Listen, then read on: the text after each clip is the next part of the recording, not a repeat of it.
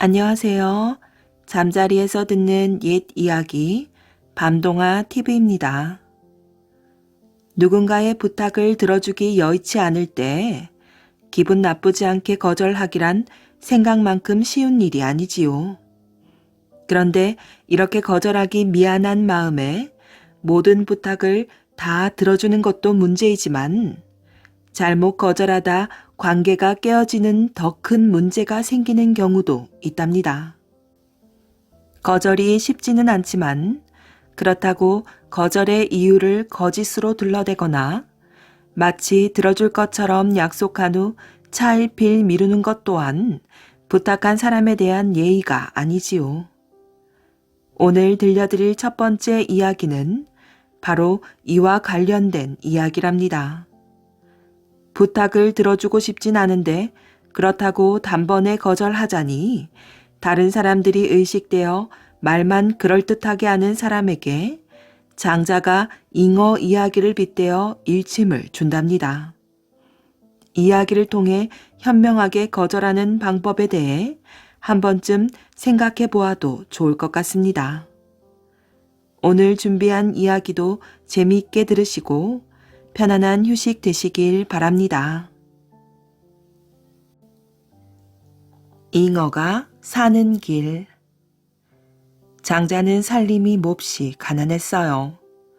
그래서 이따금 주위 사람에게 돈을 빌리기도 하고 쌀을 구워오기도 하였답니다. 어느 날 장자는 위문후에게 돈을 꾸러 갔어요. 그런데 위문후는 장자에게 돈을 빌려주고 싶은 마음이 없었지요. 이거 참 곤란하구나.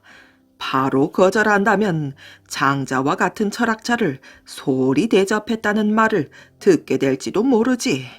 그럼 내 평판이 하루아침에 바닥으로 떨어지고 말 것이야. 어떻게 기분 나쁘지 않게 거절하는 좋은 방법이 없을까?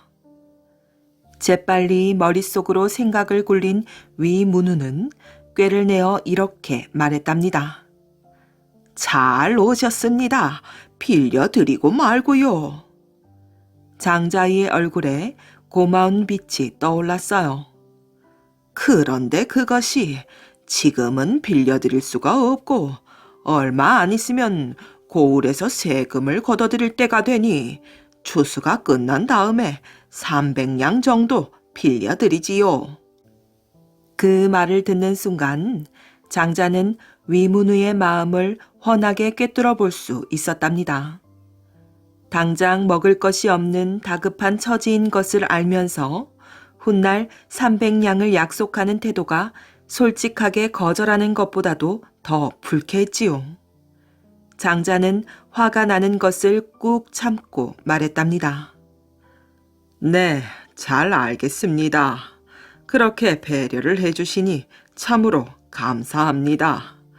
그런 고마운 마음을 들었으니 그냥 가는 것도 도리가 아니지요. 제가 한 가지 재미있는 이야기를 해드리고 가렵니다. 아이고, 고마운 말씀입니다. 위문우는 껄껄 웃으며 말하였어요.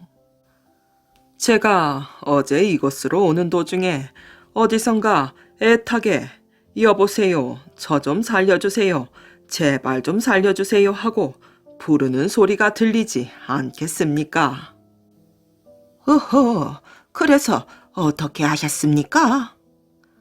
사방을 둘러보니 길바닥에 깊이 팬 웅덩이에서 잉어 한 마리가 숨을 헐떡이며 버둥대고 있는 것이 보였습니다. 저런, 웬 잉어가 그곳에 있었을까요? 그 잉어의 말이 저는 동해 용왕의 신하이온데 어쩌다가 잘못하여 이곳에 나오고 말았습니다. 그런데 보시다시피 이 웅덩이에 물이 말라 더 이상 살기가 어렵게 되었습니다. 선비님, 가시던 길이 바쁘시겠지만 제발 저를 좀 도와주십시오. 이 근처의 개울에 가셔서 그저 맑은 물 몇 대만 갖다가 부어주십시오. 그럼 제가 살겠습니다. 하더군요. 그래서 그 딱한 잉어에게 도움을 주셨습니까? 당연히 도와야지요. 그래서 저는 이렇게 말해 주었습니다. 오냐, 잉어야. 아무 걱정 말거라. 내가 너를 도와주마. 내가 마침 이 나라의 임금님을 만나러 가는 길이란다. 임금님을 만나는 대로 반드시 너의 안타까운 이야기를 전해 양자강 물을 이 웅덩이까지 끌어오는 공사를 하도록 해주마. 그러니 그때까지만 기다려주려무나 하고 말하였지요. 이야기가 여기까지 진행되자 위문후는 무슨 뜻인지 눈치를 챈 듯 어색해하며 헛기침을 하였답니다.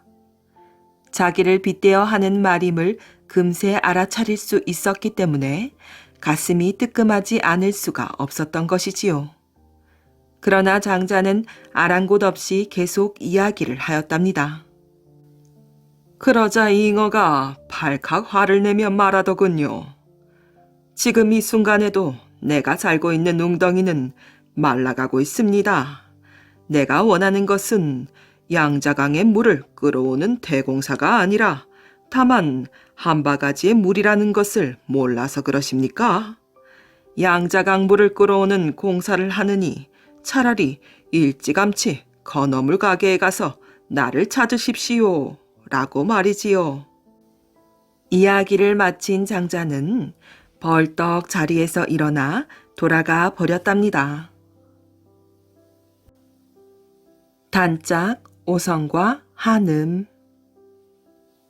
조선시대의 오성 이항복과 한음 이덕형이 살았답니다. 오성은 이항복이 오성 부원군이라는 자귀를 얻어 오성대감이라 일컬어진 데서 붙여진 이름이지요. 한음은 이덕형의 호랍니다. 호는 어른끼리 서로 부를 때 따로 쓰는 이름이지요. 이항복은 누구보다도 장난을 좋아하고 재치가 뛰어났어요. 그의 장난기와 재치는 어른이 되어서도 변함이 없었답니다. 또한 인정이 많고 성격이 곧았다고 해요. 이덕형은 이항복만큼은 아니었지만 그에 못지않은 장난꾸러기였지요. 그리고 지혜롭고 차분했으며 진지하고 너그러웠답니다. 두 사람은 어릴 적부터 형제처럼 다정하였어요. 또 짓궂은 장난을 해가며 스스럼 없이 지내었지요. 이들의 각별한 우정에 관한 재미있는 일화가 있답니다. 하루는 오성의 장난기가 꿈틀거렸어요. 그래서 한음이 나간 틈을 타서 한음의 아버지를 놀려주려고 찾아갔더래요. 한음의 아버지는 좀 모자라는 사람이었지요. 어르신, 화상찬을 갖고 싶지 않으십니까? 화상찬이 무엇인고 자네가 해주겠는가? 한음의 아버지가 입이 해 벌어져서 물었어요. 화상찬이란 얼굴을 칭송하는 글이라는 뜻입니다. 특별히 제가 지어드리지요. 오성은 외면주공 중심이제라는 글을 정성껏 써주었어요. 그 글의 뜻이 무엇인지도 모른 채 한음의 아버지는 고마워하며 매우 기뻐했지요. 그렇게 오성이 돌아가고 나서 한음이 돌아왔어요. 한음의 아버지는 오성이 써준 화상찬을 자랑스럽게 내보이더니 다짜고짜 아들을 엄하게 꾸짖는 것이었지요. 너는 어찌 나를 위해서 화상찬을 짓지 않느냐? 너의 친구는 나를 위해 이렇게 지어주었거늘 너는 어찌 남반도 못한 것이냐? 이 글은 아버님을 놀리려고 장난으로 지은 것입니다. 그 애가 어찌 장난으로 지었겠느냐? 보십시오. 외면 주공은 얼굴에 두루 구멍이 났다는 뜻으로 아버님의 얼굴에 마마 자국이 많은 것을 놀리는 말입니다. 중심 이제는 오랑캐와 같은 얼굴이라는 뜻으로 결코 아버님을 칭찬하는 말이 아닙니다. 너는 그 짓지도 못하면서 남을 헐뜯는 게냐? 한음의 설명에 아버지는 그럴 리가 없다고 호되게 나무라기만 하였어요. 그러니 한음으로서는 어쩔 도리가 없었지요. 대신 나중에 오성을 만나 공손하지 못하다고 책망했대요. 오성은 그저 허허 웃기만 하였다지요. 그 뒤 며칠이 지났답니다. 한음이 나간 틈을 타 오성이 또 한음의 아버지를 찾아갔어요. 아니, 어르신 댁에서는 신주를 볕에 쬐지 않으십니까? 볕에 쪼이지 않으면 습기가 차서 상하게 됩니다. 그러자 한음의 아버지가 무릎을 치며 중얼거렸어요. 아이고, 그 자네가 말하지 않았더라면 큰일 날 뻔했구먼. 내 미처 그것을 생각지 못했네 그려. 그러고는 사당으로 달려가 얼른 신주를 꺼내왔어요. 사당은 조상의 신주를 모시는 곳이지요. 신주는 조상의 혼이 깃들었다고 믿는 위패이고요. 한음의 아버지가 신주를 뜰에 말리고 있을 때 한음이 집으로 돌아왔어요. 아니, 아버님, 어찌 이런 불경스러운 일을 하십니까? 신주는 늘 사당에 모셔두어야지요. 너는 어찌 그리 무심하더냐? 네가 조상 위하는 마음이 없음을 알만하구나. 만일 항복이가 아니었더라면 큰일이 날 뻔하였어. 아버님, 이것은 오성이 장난을 친 것입니다. 듣기 싫다. 썩 나가거라. 한음의 아버지는 오히려 버럭 화를 냈어요. 그리고 끝내 한음의 말을 믿지 않고 등을 돌려버렸어요. 한음은 또 오성을 찾아가 나무랐지요. 그런데도 오성은 크게 웃기만 하였답니다. 며칠이 지났어요. 오성은 한음이 나간 틈을 타서 한음의 아버지를 또 찾아갔지요. 어르신께서는 벼슬을 하고 싶지 않으십니까? 그 일이 어디 쉬워야 말이지. 아드님이 알아본다면 무슨 벼슬인들 못하겠습니까? 우리 애는 지 몸만 영화롭게 하지 제 아비는 생각도 하지 않으니 무척 답답하네. 자네가 나를 위해 알아봐 주겠나? 그건 어렵지 않습니다. 요즘 남묘 참봉 자리가 났다고 하니 제가 곧 알아보지요. 오성은 공손히 말하고는 돌아갔어요. 남묘 참봉이란 남쪽의 무덤을 지키는 사람이라는 뜻으로 한마디로 묘직이라는 말이지요. 그것도 모르고 한음의 아버지는 아들이 돌아오자 또 벼락처럼 화를 내었어요. 너는 어찌 나를 위해 벼슬을 알아보지 않느냐? 그것은 나라에서 하는 일이라 제 마음대로 할 수 없습니다. 어허, 이 항복의 말을 들으니 남묘 참봉 자리가 비었다고 하던데 그게 아주 좋겠으니 네가 가서 알아보거라. 이것은 오성이 장난친 것입니다. 그런 벼슬은 없습니다. 네 이놈, 너만 혼자 높은 벼슬을 하고 네 아비는 생각지 않다니 참으로 고약하구나. 꼴도 보기 싫다. 썩 물러가라. 한음의 아버지는 팽 돌아져서 또 등을 돌려 버렸답니다. 한음은 고개만 푹 숙인 채 방을 나왔지요. 그 뒤 한음은 오성을 만난 자리에서 무례하고 공손하지 못한 행동을 나무랐어요. 하지만 이내 서로 웃으며 헤어졌대요. 오성의 장난을 두고 보통 사람이라면 크게 화를 내고도 남았을 것이지요. 하지만 한음은 점잖게 나무라기만 하였대요. 나쁜 뜻으로 한 장난이 아니라는 것을 잘 알고 있었으니까요. 오성 역시 친구인 한음의 성품이 너그럽다는 것을 알고 있었기 때문에 짓궂은 장난도 칠 수 있었던 것이지요. 오성은 자기보다 5살 아래인 한음을 진심으로 존경했다고 해요. 한 번은 이런 일이 있었답니다. 어느 날 한음이 사랑하는 기생이 오성을 찾아왔더래요. 무더운 여름날 대감께서 오셨기에 시원한 꿀물을 드렸더니 앞으로는 저를 만나지 않겠다고 그러시지 않습니까? 왜 그러시는지 대신 여쭈어 주시지 않으시겠습니까? 그리하여 오성은 한음을 찾아가 그 까닭을 물었답니다. 그러자 한음이 웃으며 대답했어요. 대궐에서 나와 목이 무척 말라 물 생각이 간절했네. 그래서 그를 보자마자 말없이 손바닥을 펴보였더니 곧 꿀물을 내오는 거야.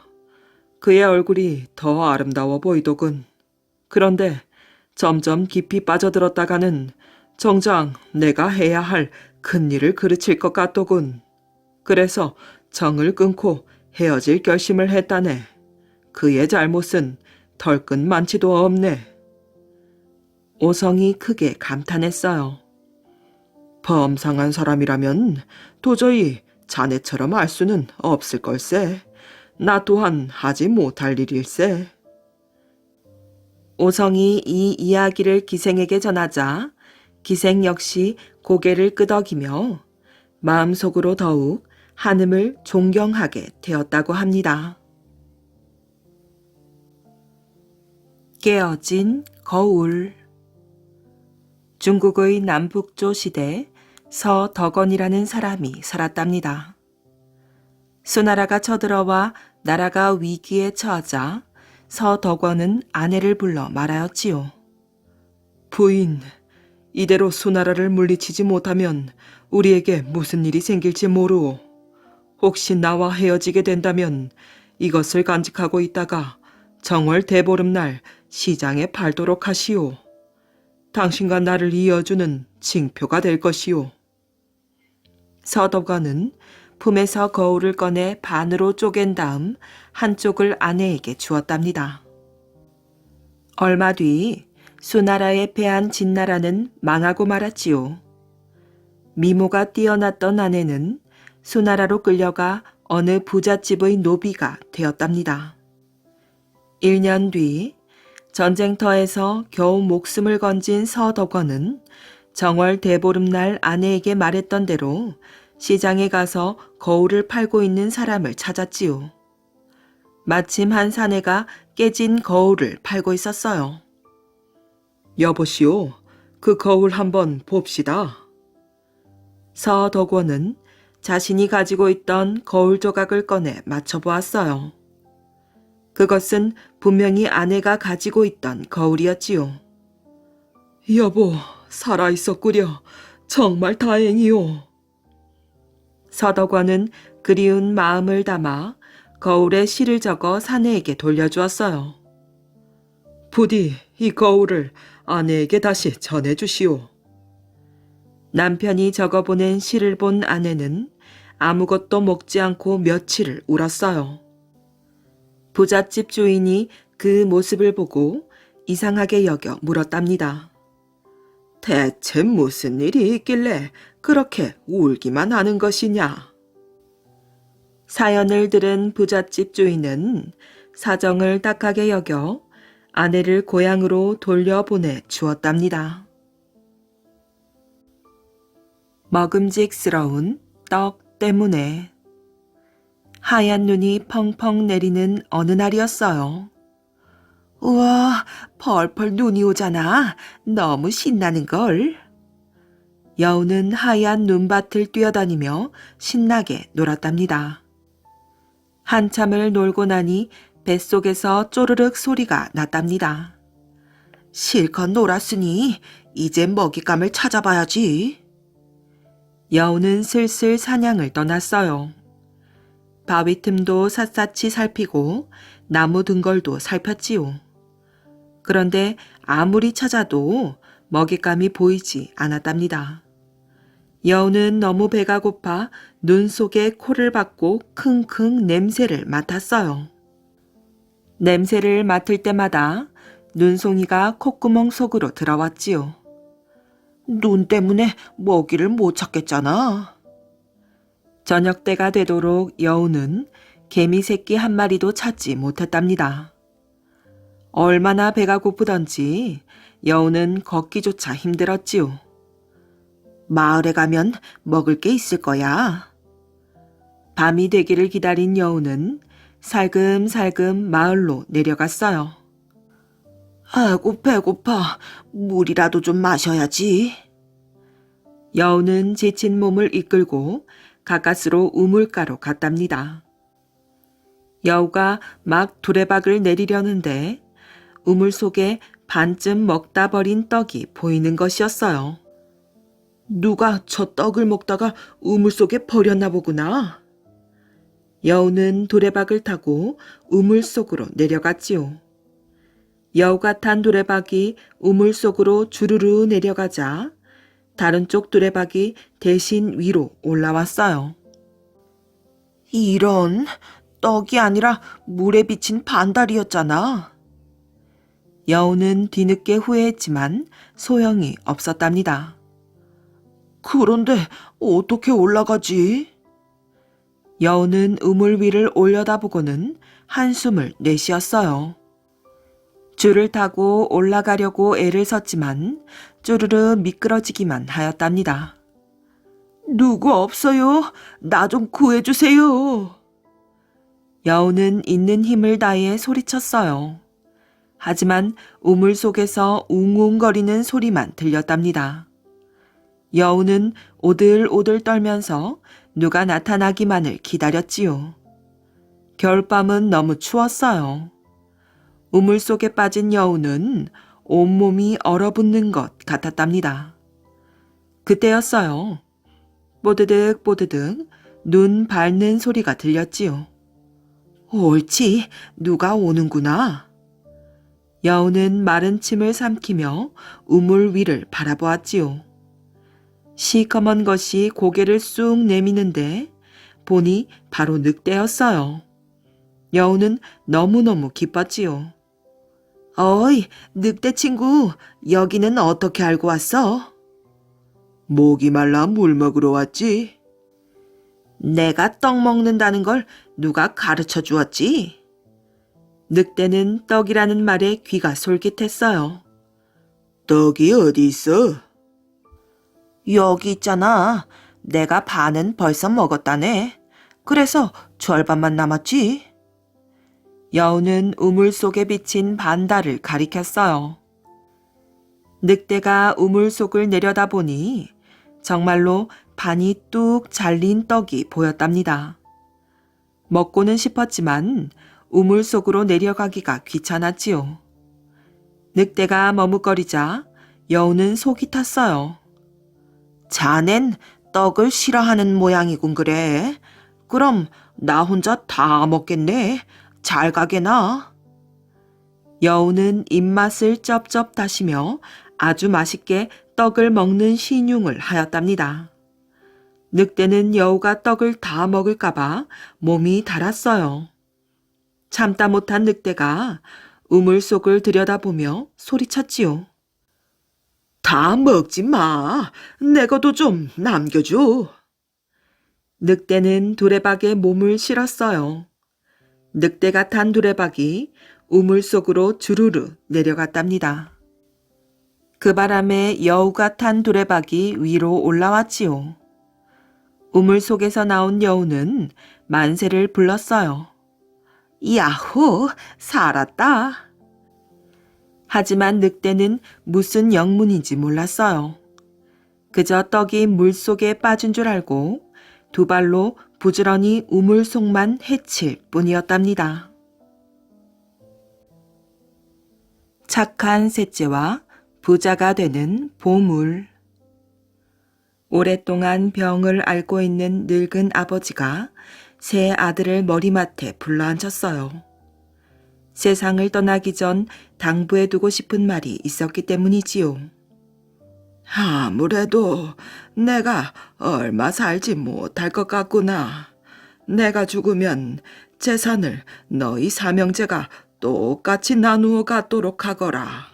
재산 때문에 형제가 다투어서는 안 되느니라. 알겠느냐? 예, 명심하겠습니다. 세 형제는 아버지 앞에 무릎을 꿇고 맹세하였어요. 물려받은 재산은 축내지 않도록 잘 지켜야 한다. 재물에 욕심을 낸다고 하여 재물이 늘어나는 게 아니야. 놀고 먹지 말고 부지런히 일해야 부자가 되어 잘 살 수 있는 것이란다. 세 아들에게 거듭 당부를 한 아버지는 다음날 아침 세상을 떠났답니다. 아버지의 장례를 치르고 나자 큰아들과 둘째 아들은 욕심이 생겨 막내의 몫을 둘이서 가로채 나누어 갖기로 하였어요. 첫째와 둘째는 막내 동생에게 산 너머에 있는 손바닥만한 자투리 땅을 주며 말하였지요. 막내야, 너무 섭섭하게 생각하지 말거라. 우리는 장가를 가서 아내와 자식이 딸려 있으니 씀씀이가 아주 많단다. 하지만 너는 아직 어리니 그다지 많은 재물이 필요하지 않을 게다. 아버지의 유언을 받들어 부지런히 일하면 나중에 부자가 되어 우리보다 훨씬 잘 살게 될 것이야. 욕심이 없고 마음씨 착한 셋째는 두 형의 결정에 그대로 따랐답니다. 부지런히 일하면 부자가 된다는 아버지의 유언만 가슴 깊이 새길 뿐이었지요. 으리으리한 집은 두 형이 차지하고 셋째는 오두막집에서 밭농사를 지으며 따로 살았답니다. 호강하던 부잣집 막내 도련님이 아버지가 세상을 떠나자 보잘것없는 가난한 농부가 되고 만 것이지요. 그러나 셋째는 가엾은 사람을 보면 그냥 지나치지 않았어요. 가지고 있는 것을 몽땅 털어 도와주기 일쑤였지요. 이러다 보니 아무리 부지런히 일을 해도 돈을 모을 수가 없었답니다. 욕심이 많은 두 형들은 점점 더 재산을 늘려 큰 부자가 되었으나 셋째는 재산을 늘이기는커녕 손바닥만한 밭도 남의 손에 넘어가게 되었어요. 마을 사람들은 마음씨 착한 동생을 본체에 많지 않은 두 형에게 손가락질을 하였지요. 어린 동생 몫까지 재산을 차지하고도 너무 욕심을 부리는 것 같아요. 좋은 일하는 동생을 조금만 도와주면 될 텐데 말이에요. 마을 사람들의 이런 말을 엿들은 두 형은 잔뜩 화가 나서 셋째를 불렀지요. 이놈아, 당장 보따리를 싸서 이 마을을 떠나거라. 너 때문에 우리가 욕을 먹고 있단 말이야. 첫째가 호통을 치자 둘째도 팔을 걷어붙이고 나섰어요. 네가 게을러 아버지가 물려주신 재산을 다 날린 것이다.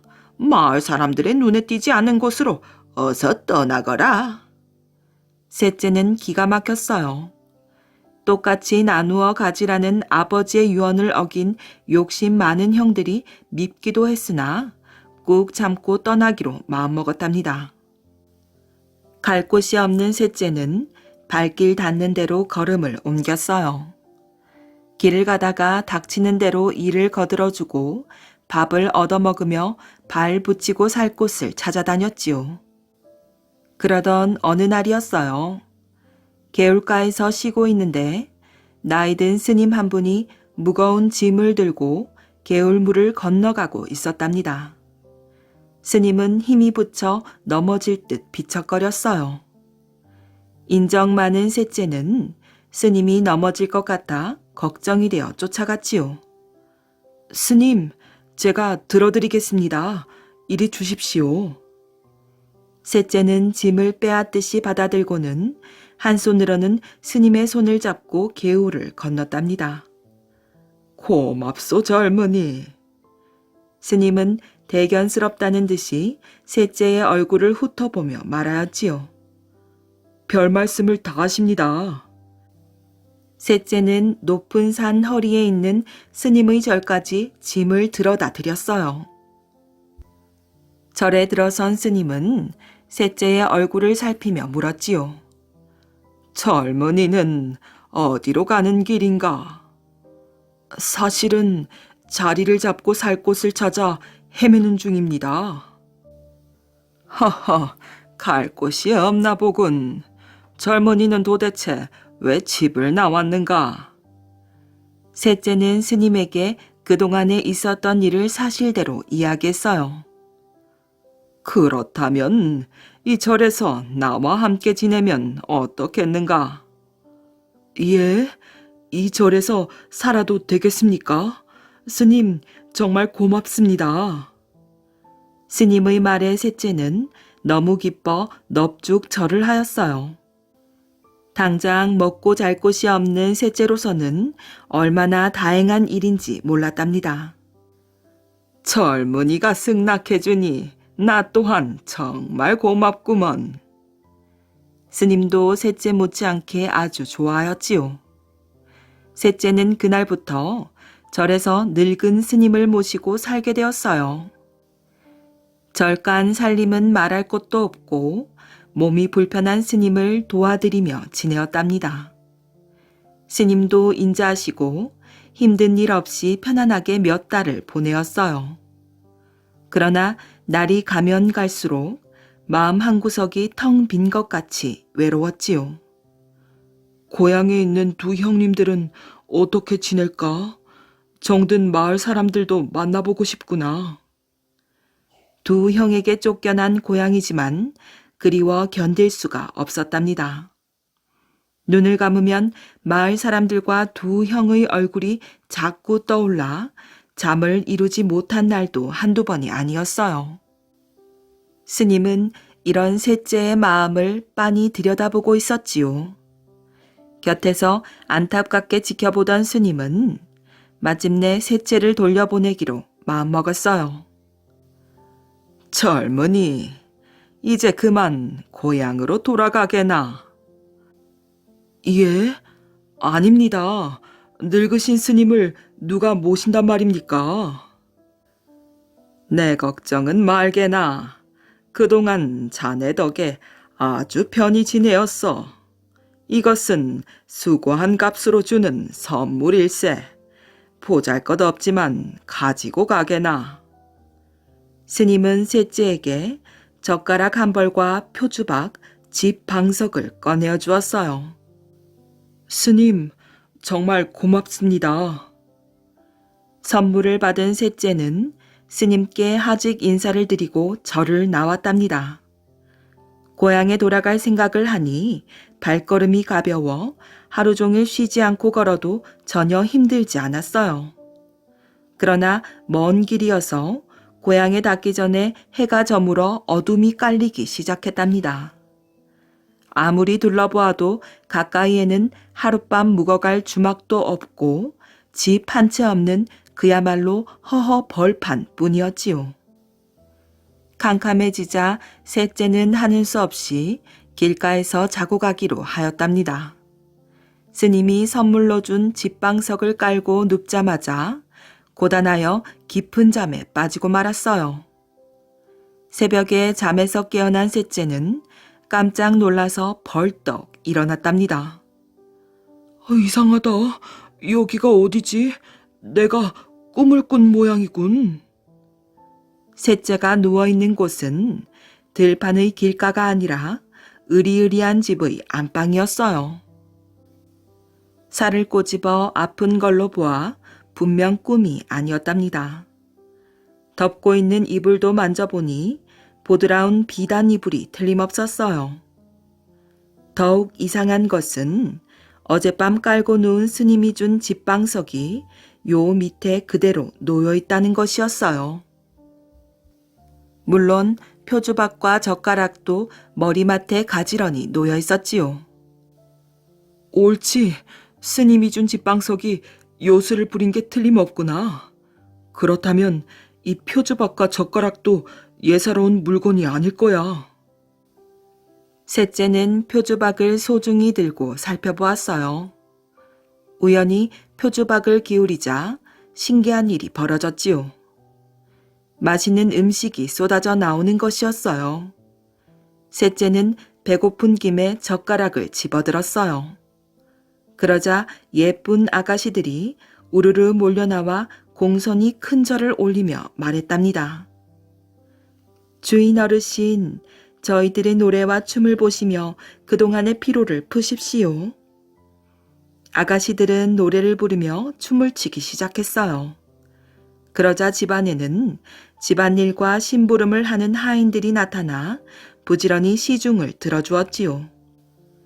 이렇듯 표주박은 음식뿐만 아니라 금이나 은, 돈이나 쌀 같은 원하는 것은 무엇이든 나오게 하는 요술 바가지였답니다.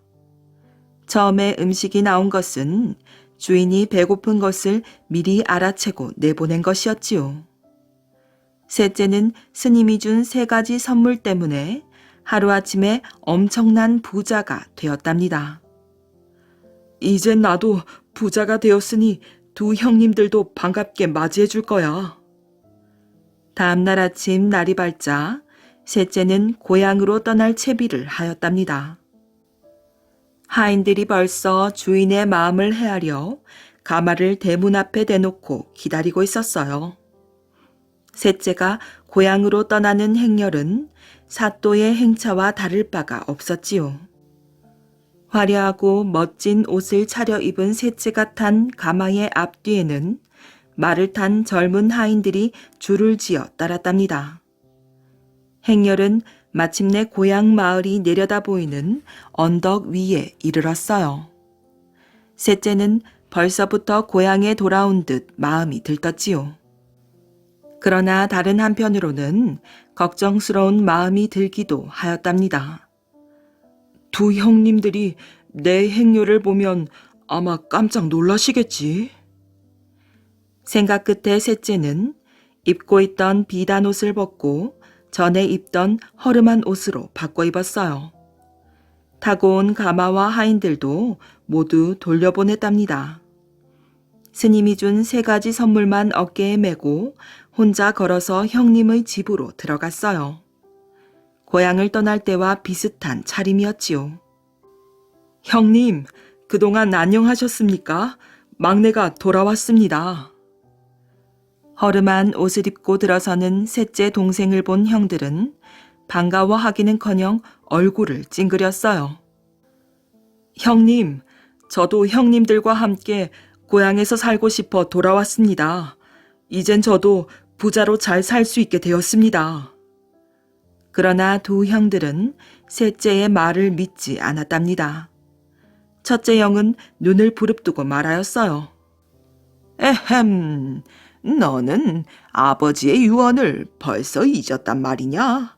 형들에게 기대려 하지 말고 부지런히 일을 하여 혼자 힘으로 살아가거라. 첫째의 말이 끝나기가 무섭게 둘째도 맞장구를 쳤답니다. 젊은 녀석이 형들의 도움을 받으며 거지처럼 살아서야 되겠느냐? 어서 돌아가거라.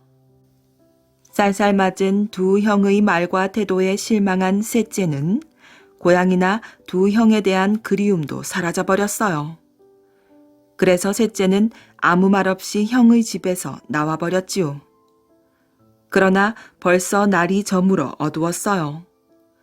밤길을 더듬어 마을 앞 개울가까지 왔으나 더 이상 걸어갈 수가 없었답니다. 하는 수 없이 어깨에 맨 집방석을 길가에 깔고 누워 잠을 잤어요. 다음날 날이 밝자 마을이 온통 뒤집혔지요. 밤사이에 마을 앞 개울가에 대궐 같은 으리으리한 기와집이 들어섰기 때문이에요. 마을 사람들은 신기한 구경거리를 보려고 구름처럼 모여들었어요. 욕심 많은 두 형들은 제일 먼저 달려와 대문 앞에서 두리번거리며 구경하고 있었지요. 많은 사람들이 웅성거리는 소리를 듣고 마침내 주인이 대문 앞에 모습을 나타내었어요. 모든 사람들의 눈이 주인에게 쏠렸답니다. 아니, 너는 셋째가 아니냐? 대궐 같은 집 주인은 바로 셋째였어요. 두 형과 마을 사람들은 놀라서 어쩔 줄을 몰랐답니다. 어젯밤 셋째가 깔고 누운 집방석이 요술을 부려 대궐 같은 집을 세운 것이지요. 두 형은 믿어지지 않는 듯이 눈을 비비며 다가왔어요. 어떻게 밤새 이렇게 으리으리한 집을 지었단 말이냐? 아우야, 구경 좀 하자꾸나. 예, 형님들, 어서 들어오시지요. 화려하고 멋진 가구들과 아름다운 산수화가 그려진 병풍으로 둘러싸인 안방은 마치 임금님의 방과 같았답니다. 정신 나간 사람처럼 눈이 휘둥그레져서 서 있는 두 형을 아랫목에 앉히고 푸짐한 아침상을 차려오게 하여 대접하였어요. 막내야, 어디서 이런 신기한 재주를 배웠단 말이냐? 형에게도 가르쳐 줄 수 없겠느냐? 욕심 많은 두 형은 신기한 재주를 알아내어 동생처럼 대궐 같은 집에서 떵떵거리며 살고 싶은 생각뿐이었어요. 거짓말을 못하는 셋째는 두 형에게 그동안의 일을 사실대로 이야기해 주었지요. 동생의 으리으리한 집과 번쩍거리는 살림살이를 보고 돌아온 두 형은 배가 아파 견딜 수가 없었답니다. 두 형은 얼굴을 맞대고 의논을 하였지요. 셋째처럼 되려면 우선은 아깝더라도 우리의 재산을 어려운 사람들에게 나누어 주어야 될 것 같구나. 욕심을 버렸다는 걸 스님이 알아야 부자가 되는 선물을 주지 않겠느냐. 하지만 그 재산을 공짜로 몽땅 내준다는 게 좀... 어허, 대로 주고 말로 받는다는 말이 있지 않느냐. 나중에 우리가 내놓은 재산의 몇백, 몇천 배를 더 얻을 텐데 무엇이 아깝겠어?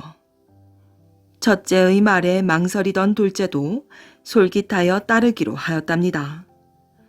욕심 많은 첫째와 둘째는 갑자기 사람이 달라졌어요. 착한 사람이 되어 가난하고 불쌍한 사람들에게 땅과 양식을 모두 나누어 주었지요. 마음속에서는 아까워 화가 부글부글 치밀어 올랐으나 꾹 참았답니다.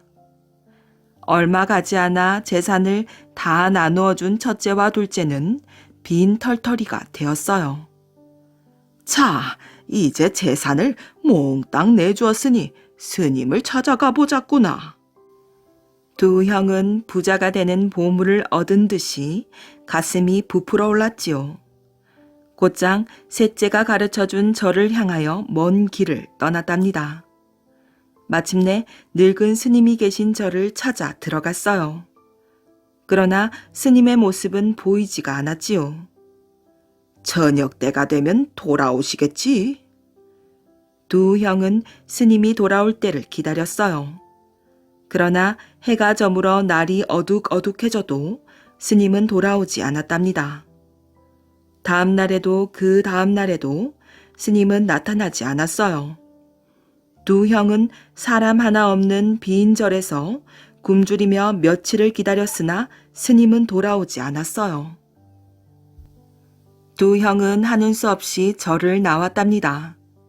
그러나 집과 논밭이 하나도 없는 두 형은 갈 곳이 없었지요. 가족을 만나러 고향에도 갈 수가 없었답니다.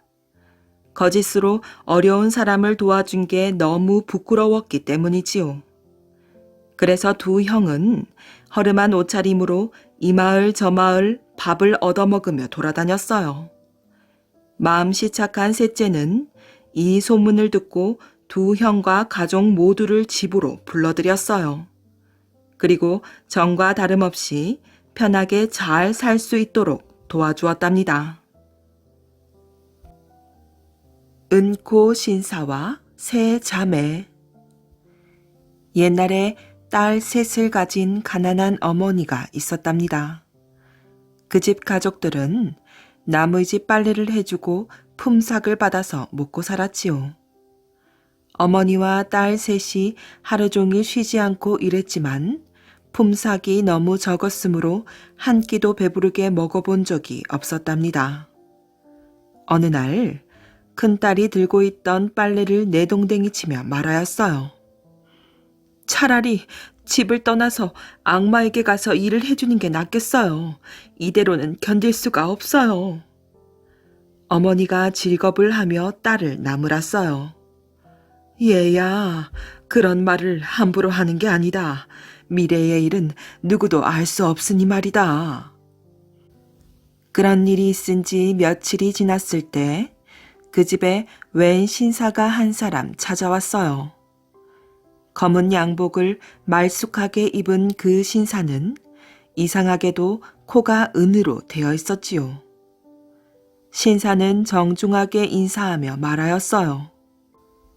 댁에 새 따님이 있다는 걸 알고 부탁을 드리러 왔습니다. 누구든 한 사람이 저희 집 일을 도와주실 수 있을까 해서요. 큰딸은 즉시 그 신사를 따라가겠다고 나섰어요. 그러나 어머니는 그 신사의 은코가 어쩐지 마음에 걸려 승낙을 하지 않았답니다. 어머니는 큰딸을 불러서 타일렀어요. 얘야, 신중해야 한다.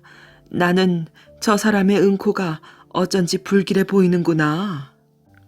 어머니, 염려 마세요. 어디에 간들 지금보다 힘들게 살지는 않을 거예요. 집을 떠나지 못해 안달을 하던 큰딸은 어머니의 말을 듣지 않고 그 신사를 따라갔어요.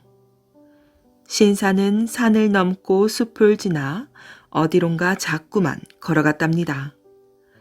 이윽고 멀리서 불길에 휩싸인 듯이 빛나는 집 한 채가 보였어요. 큰딸은 불안에 떨면서 물었지요. 우리는 어디로 가는 것이지요? 저기 보이는 내 집으로 가는 길이요. 은코의 신사가 말하였어요. 두 사람이 도착한 집은 으리으리하게 꾸며진 대저택이었지요. 자, 이곳이 내 집이요. 은코는 큰딸에게 방마다 구경시켜준 뒤에 맨 마지막 방문 앞에서 말하였어요. 자, 이 열쇠를 받으시오. 하지만 어떤 일이 있어도 이 방만은 열어서는 안 돼요. 명심하시오. 큰딸은 열쇠를 받았답니다. 그날 밤 큰딸이 침실에서 자고 있을 때 은코가 살며시 들어왔어요. 은코는 큰딸의 머리카락에 장미 한 송이를 꽂아두고 나갔답니다. 다음 날 은코가 말하였지요. 나는 볼 일이 있어 하루 종일 나가 있을 것이오. 그동안 집안을 깨끗이 치워놓으시오. 은코가 나간 뒤 큰딸은 맨 마지막 방을 열어보고 싶은 유혹을 이길 수 없었답니다. 그래서 열쇠를 가지고 달려가 마지막 방문을 열었어요. 그런데 문이 열리는 순간 큰딸은 비명을 지르며 문을 다시 닫고 말았답니다. 방 안에서 연기와 불길이 한꺼번에 쏟아져 나왔고 불가마 속에서 신음하고 있는 사람들의 소름 끼치는 울음소리가 가득했기 때문이지요. 은코는 악마였잖아. 저 방이 바로 지옥이구나. 은코가 돌아왔을 때 큰딸은 두려움을 감춘 채 시치미를 떼고 있었답니다. 그러나 은코는 큰딸의 머리카락에 꽂힌 장미가 불길에 타버린 것을 보았어요. 너는 왜 내 말을 듣지 않은 거지?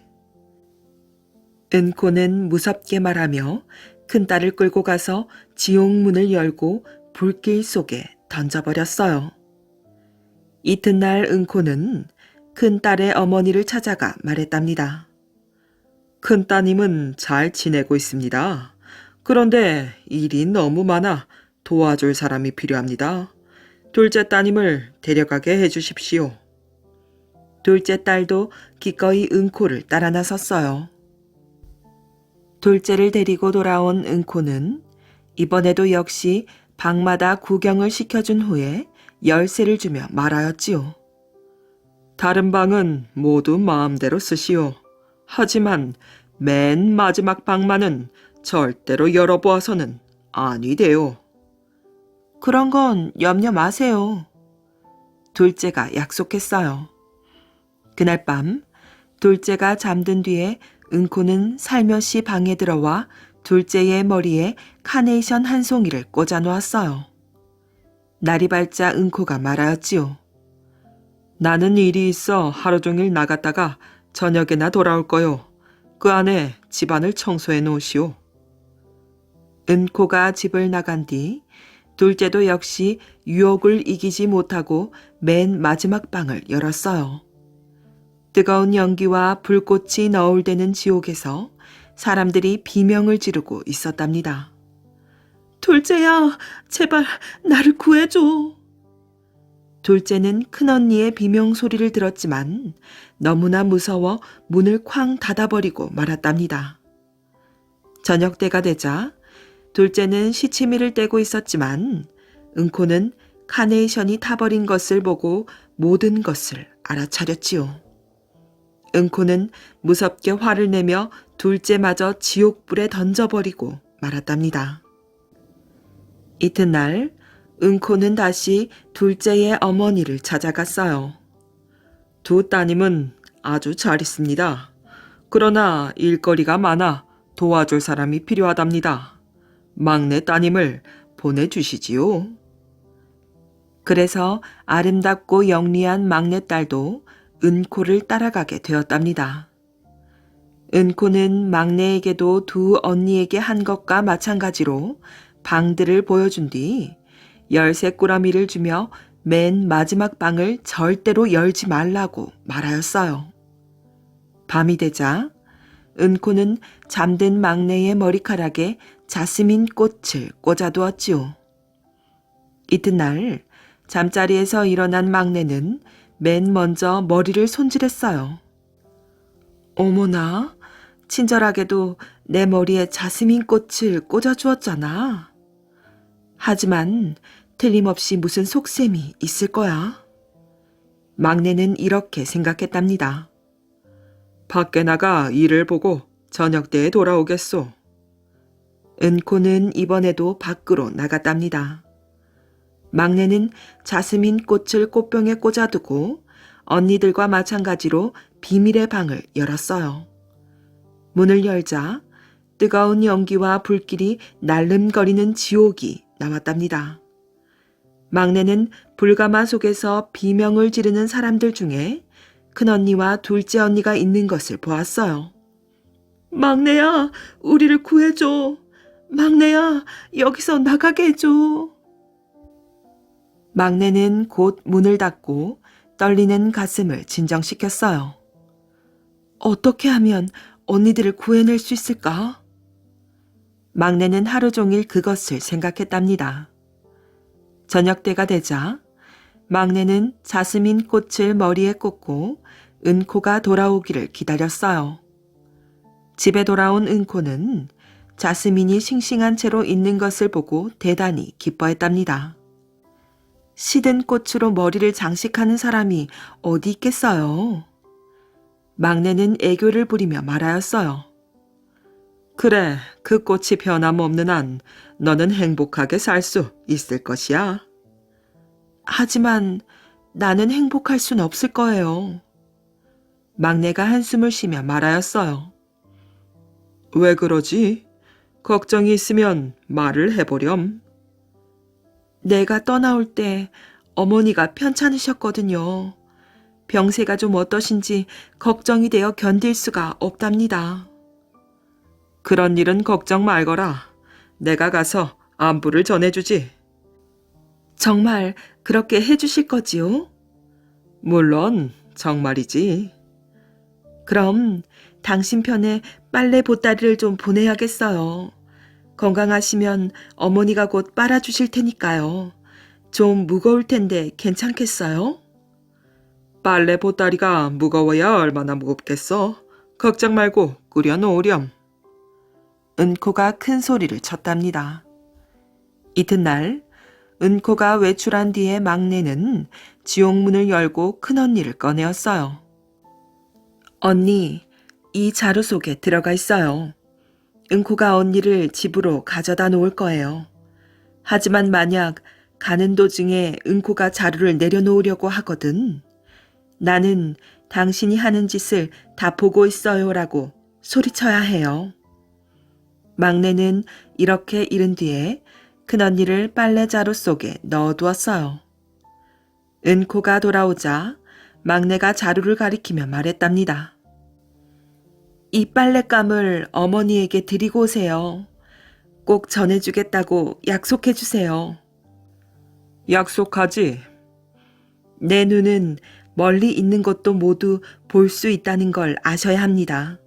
당신이 도중에 무슨 짓을 하는지 다 알 수 있단 말이에요. 막내는 은코에게 으름장을 놓았답니다. 은코는 빨래 자루를 쥐고 일어서며 투덜댔어요. 대체 무슨 빨래가 이렇게 무거운 거야? 당신이 몇 년 동안이나 빨래를 안 하고 살았으니 그렇지요. 알았어. 다녀올게. 은코는 빨래 자루를 쥐고 집을 나섰답니다. 은코는 아무래도 자루 안에 뭔가 다른 게 들어있는 것 같아 가는 도중에 열어보려고 하였어요. 그러자 자루 속에서 큰언니가 외쳤답니다. 나는 당신이 하는 짓을 다 보고 있어요. 뭐라고? 그럼 그 말이 정말이란 말인가? 은코는 투덜거리며 그냥 자루를 둘러매고 어머니에게로 가지고 갔지요. 막내딸이 보낸 빨랫감입니다. 그리고 어머니에게 안부를 전해달랬어요. 이렇게 말한 은코는 곧바로 떠났답니다. 은코가 떠나자 큰언니는 얼른 자루 속에서 나왔지요. 며칠 후 막내는 다시 한숨을 쉬며 말하였어요. 어머니 소식이 궁금해요. 안부도 물을 겸 빨랫감을 한 번 더 가져다 주시겠어요? 알겠어. 그렇게 하지. 이렇게 해서 막내는 둘째 언니까지 빨랫자루에 넣어서 보냈답니다. 이번에도 은코가 중간에서 열어보려고 했지만 둘째 언니가 다 보고 있다고 소리쳤으므로 놀라서 그냥 가져갔지요. 세탁한 옷들은 다음에 와서 가져갈게요. 빨랫감을 가져오느라 힘을 너무 많이 썼으니까요. 은코가 말했답니다. 지난번 빨래를 달라고 하면 어쩌나 걱정하던 어머니는 휴 하고 한숨을 쉬었지요. 이제 은코의 집에는 막내만 남게 되었답니다. 며칠 후 막내가 말하였어요. 한 번만 더 어머니 집에 다녀오시겠어요? 꼭 가야 하나? 물론이에요. 나는 당신을 위해서 최선을 다해 집안일을 하고 있잖아요. 그러니 당신도 내 일을 좀 도와주셔야지요. 은코는 막내의 부탁을 거절할 수 없었답니다. 그날 밤 막내는 잠자리에 들기 전에 말하였어요. 두통이 심해서 먼저 자야겠어요. 아침에 내가 안 일어나더라도 깨우지 말아주세요. 빨래 자루는 마루에 준비해 놓을 테니 가지고 가세요.